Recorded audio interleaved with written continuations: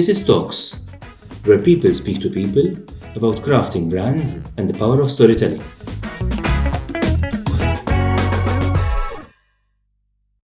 Giuliana, it's great to have you. It's great to have you on the 5th episode of Talks by the Commercial Creatives. I'm particularly excited about this particular episode because I believe that brands speak on 3 platforms or in 3 verticals, if you want to call them that. The first one is obviously the customer journey, the business to customer communication.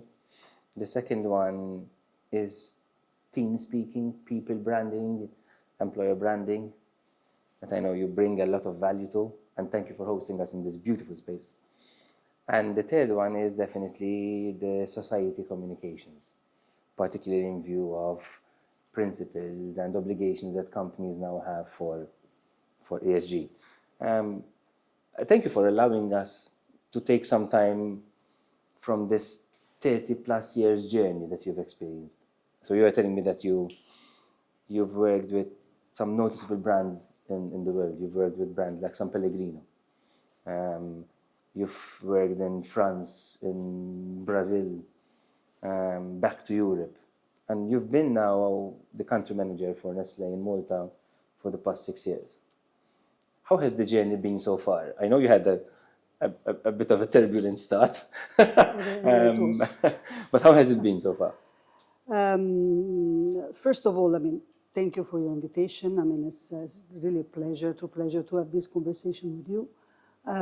Also because, let's say that the concept, the idea is to talk about what are my passions, so brands, people, business. So it's what really excites me a lot, at least for the professional part. Well, yes, I joined Nestlé in Malta in the beginning of 2019, and I have to say that the start was really kind of, a little bit rocky, let's say. We started really after 1 year with the pandemic, so I was still starting to understand, let's say, the context, the company, the situation of the business, the priorities and whatever. So I already started to craft a bit our, can I say, long-term journey as a company, as a Nestlé in Malta. And and suddenly this pandemic hit the world at the end Absolutely. of the day. My home country, so Italy, has been the first one to be highly impacted with a very important, let's say, price to pay in human lives. But all countries everywhere, it has been very, very hard and difficult moment. So the start was, can I say, quite bumpy, but Malta, I think, is a country where we had the privilege of living in general this pandemic in a little bit of different way, because the segregation helped the country to react, let's say, maybe even faster than in other places. But and I have to say that the key word at that moment for everyone has been resilience. So really, we focus ourselves on our community, and we try to immediately set things which, in order to try to keep, first of all, the people safe and healthy. Absolutely. In these conditions and in this situation.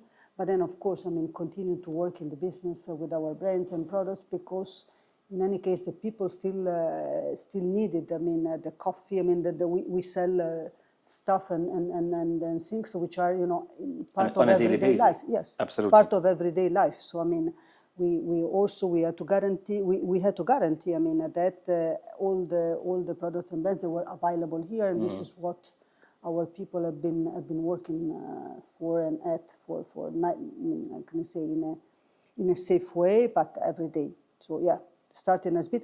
But I have to say that I really still enjoy this ride. It's a fantastic journey, and Malta is a very insightful place where to be. Honestly, it's very, very interesting. Giuliana, you're tapping into the first question that I would like to discuss with you. Obviously, when we talk about Nestlé, we talk about brands that we take home on a daily basis. Yep. We consume on a daily basis. So they are part of our everyday life.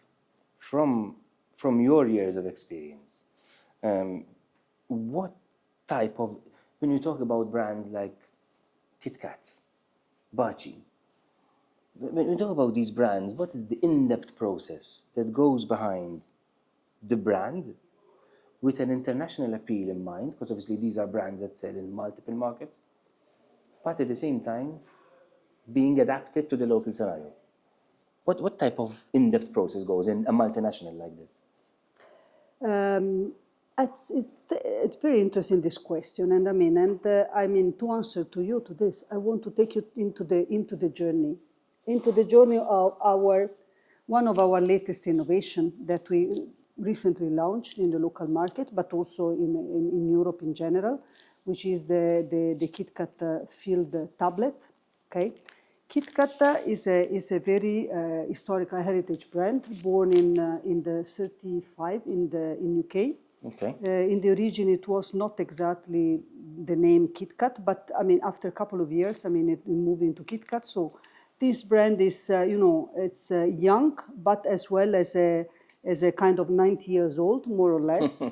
So 90 years young then. Young, yes, you're right. Is what we call maybe an evergreen as a brand. But you need to keep up, to the current trend, to the local, to the current needs of the consumers. I mean, you need to keep up with this. So, the idea of the Field tablet is coming from capturing a trend, Okay. which is a trend in Europe, especially, but not only in Europe, of those, I mean, again, field tablet.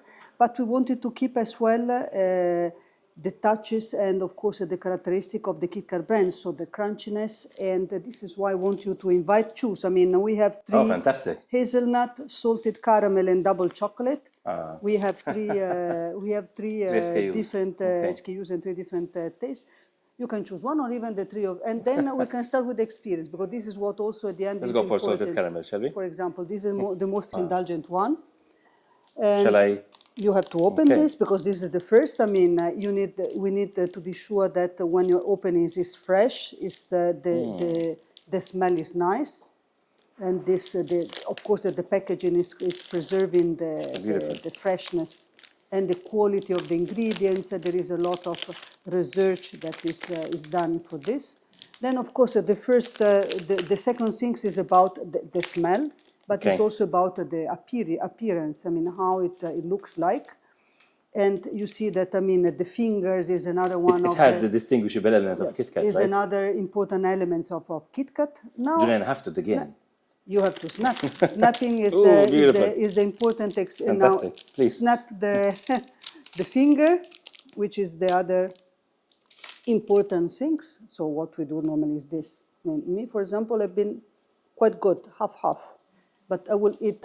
One of them is already gone. Yeah, and then I mean, still wafer is in it, and how is the taste? I love it. It gives me an element of indulgence from a salted caramel point of view. But if I may, a safe journey that I expect from Kit Kat. Yeah, so So it's almost touching into what you've done this morning is actually touch into the sensory approach.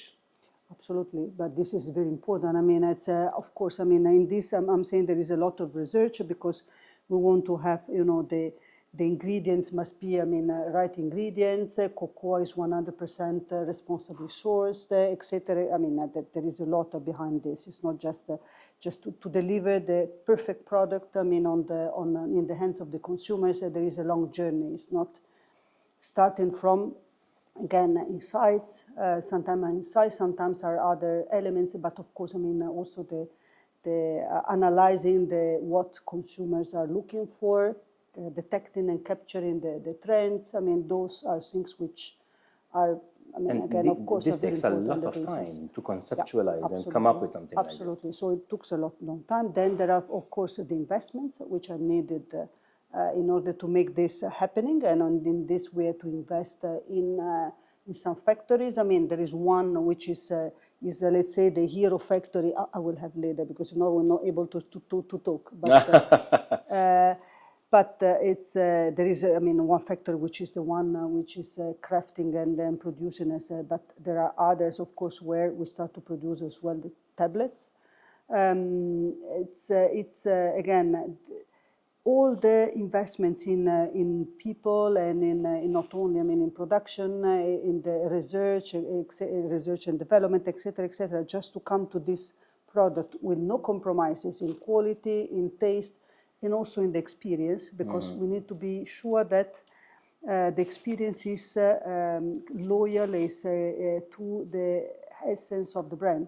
And the KitKat brand is about crunchiness. It's about, of course, this chocolate experience, the snapping. The snaps. And it's really unique. So I hope and I think that this will be well received from the consumers, and is for sure true to the essence of the brand. You're tapping a lot into the element of customer centricity, and branding is obviously a big part of customer centricity. How do you aspire? So when you speak to your counterparts, when you speak to other country managers, when you speak at group level, how do you aspire to continue being novel in activations in order to remain the Nestlé that we know it? There are elements which are, as said, consumer is central. It's central in general because, as a food and beverage company, of course, our purpose is to delight the consumers at the end of the day. So, in fact, it's reflected in your slogan, good food, good life. Absolutely. This is the essence of the company. What the company stands for is good food, good life. So which is, of course, there is much more behind the brand. And yes, there is, the idea, of course, is creating shared values, but this is another topic. So yes, consumer is central, of course. And delighting the consumer is very important. Of course, the experience that we can bring to the consumer. This is what is make the difference. Then, KitKat is a worldwide brand. So it's something. It's a brand that is present in many markets, in many countries. Is born in Europe, is mainly European, but is not only present in Europe, of course. So then about how the product and the brand that they are, can I say, vetted into the country, this is very much local. So there is a localization of the brand and of the product, of course. So the markets decides how to vet that to the local consumers, because consumers they have different can I say they have a different expectation and characteristic in the different markets. They all possibly love chocolate and this kind of experience, but the way we are approaching them, we are of course coming to them is can be different market by market, country by country. Giuliana, allow me to talk about a very exciting journey that you've been through. And as I mentioned in my introduction, branding speaks on 3 pillars. The second one is employer branding, is about people. And you very aptly recently almost relaunched Nestlé from an employer branding point of view, including this beautiful project that you very aptly called Renesting. Can you walk us through the thought process of the parallels between the value proposition in branding and people, and how you conceptualized all this? Yes, yes. The Renesting project has been really a journey, because it take more than 2 years probably from the idea to the conceptualization to finally, let's say, the execution. And we renested last year and the last part of last year, and still we are this is the living place. It's never finished at the end of the day. Let's say that to start this project, we asked our people, because people at the end of the day, brands are very important, and they are the first part of the equation, as you see, consumers and brands and products, of course. But then the people is what is moving. Is what is moving company at the end of the day. So they really are the core. So we started asking them what they were looking for, what they were aiming for, which was their how can I say, the place where they could thrive and feel themselves really at home. And so we did several workshops and asking them. So fully fledged immersion. Yes, absolutely. And they came out with three, let's say, pillars. I mean, of course, they want this to be the house of the brands, the house of what they were working for. I mean, they want this to be, the house of our values. So, this is another very important element. And then, of course, a place where, where everyone can feel part of this. So the other key pillars were the inclusion. Of course, everything with a touch of Malta. So, they want also to see, that this place is not Milan, is not New York, is not Paris, but it's Malta. And this to be recognized by everyone. Okay, so you're looking this and you're immediately associating to. This is not Rome, is not whatever. It's really. You can tell where really you are. there. Yes, it's really that. And and this is why in this place, you have we have areas. This is our co-working. Or collaborative space. We have areas for example, for breastfeeding. We have areas for relaxing. We have the pet at work policy. So we have a place where the people can come bring in their pets. Of course, there are rules to respect everyone because, you have also to take into account that there are people that love pet and people that they are afraid. And so, there is a special, there is designed a special pass to come from the parking to the pet space. We have a new eatery, which is also, again, another collaborative space. There are a lot of ideas and things which are coming from our people, and they really crafted let's say, the basic elements and the basic things so that we try to represent in a physical space. Fantastic. Giuliana, we at Concept Stadium talk a lot about, or we're almost trying to brainwash people, if I may, the respect towards the marketing profession. I know that you are born into the finance world, that through the passion of branding then migrated onto, and I've had several interactions and discussions with you as well over the past couple of years where we spoke a lot about marketing and we've worked together. What value should the marketing profession be given in functional elements, in leadership elements, when compared to other functional elements in a multinational like Nestlé or startups for that matter? In my vision, I think there are three elements that are fundamental, especially for marketeers, but they can, of course, then you can stretch on other kind of roles eventually. But the first one is passion. You have to be passionate about brands, you have to be passionate about consumers, you have to be passionate about really meeting the expectation of what the consumer are asking for. So this is, passion to me is something that is really the powerhouse, of everything, and especially for marketeers. The second one is respect. We need to respect, the consumers. We need to respect, again, the products. We need to respect the community, the planet. It's something which is really important to me. And the third one is authenticity. I think that we need to remain authentic, and we need, yes, of course, there is always in a brand that there is a story that you can tell, and here we have brands that they have a story, they're coming starting from the 20th century, so really, really long story. This company has been founded in 1867 by Henri Nestlé, so it's a very long journey from there. But we need to remain authentic. Relevant. So almost, yes, relevant, but also authentic. Meaning there are some basic things that they are very important. We need to remain in the origin of the idea that was created at the end of the day. So again, meeting the consumer expectations and then be respectful towards, again, the planet, the community, and everyone around us.